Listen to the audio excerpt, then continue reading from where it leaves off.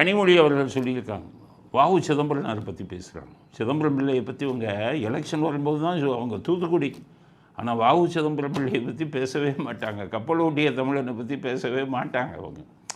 ஏன்னா எலெக்ஷன் டைமில் கொஞ்சம் இப்போ சொல்கிறாங்க வஉசி என்றால் பாஜகவுக்கு யார் என்றே தெரியாதுங்கிறாங்க. உங்கள் கட்சியில் இருக்கிறவங்களுக்கே யாருன்னு தெரியாதோ, உங்களுக்கே யாருன்னு தெரியலையே. உங்களுக்கு வஉசி என்றாலே யார் என்று தெரியாது. இந்த நாட்டின் விடுதலைக்காக போராடிய செக்கெழுத்த செம்மல் யார் என்று உங்களுக்கு தெரியாது. ராசா பேசினார கனிமொழியை கேட்டீங்களா? எவ்வளவு கொச்சைப்படுத்தி பேசினார் வஉசிய. அதாவது வஉசின்னு ஒருத்தர் தான் தெரியுமா? அவர் சொன்ன துணி அந்த கப்பல்லாம் விற்று நாட்டு விடுதலைக்காக எல்லாம் போராடினார். ஆனால் கடைசியில் நம்ம ஈவராட்டை வந்து என் பையனுக்கு ஒரு கான்ஸ்டபிள் வேலை வாங்கி கொடுன்னு கெஞ்சினாருன்னு சொன்னார். வாவு சிதம்பரனார் ஒரு மிகப்பெரிய போராட்டம் படிச்சிருக்கீங்களா?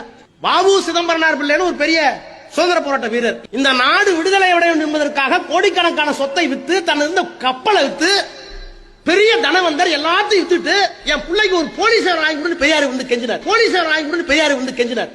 நீங்கள் வஉசியை பற்றி தெரிஞ்சது போல தானே உங்களுக்கு, உங்கள் கட்சிக்காரவங்களுக்கே அவரை பற்றி தெரியலையே. அந்த அளவுக்கு வெளியில் வந்து அவர் ஒரு வழக்கறிஞராக இருந்தார். அதை தெரிஞ்சு கொடுங்க. அவருக்குன்னு தொழில் இருந்தது. கப்பல் வாங்கி இது பண்ணுற அளவுக்கு சர்வதேச இதில் வந்து அந்த அளவுக்கு தொழிலை ஆரம்பித்தார். வெள்ளைக்காரர்கள் சிறையில் போட்டு விட்டார்கள். திரும்ப வந்து விட்டு கஷ்டப்பட்டார். ஆனால் அதற்காக ஈவரா காடிலெல்லாம் உலகம் கேவலமான விஷயத்தை அவர் செய்ததில்லை.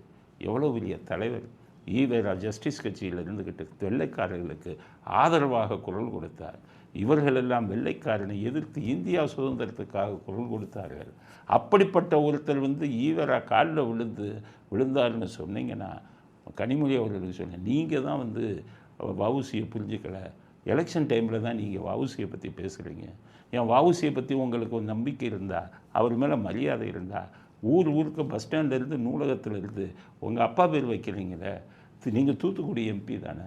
தூத்துக்குடியில் இருக்கும் எந்த இதுக்காக வஉசி பேரை நீங்கள் ஒரு எம்பிங்கிற முறையில் வச்சுருக்கீங்களா? அப்போ வஉசியை பற்றி வஉசினா உங்களுக்கு தான் யாருன்னு தெரியலை. வஉசியை பற்றி பேசுவதற்கு திமுகவை சேர்ந்த யாருக்கும் இது கிடையாது, தகுதி கிடையாது.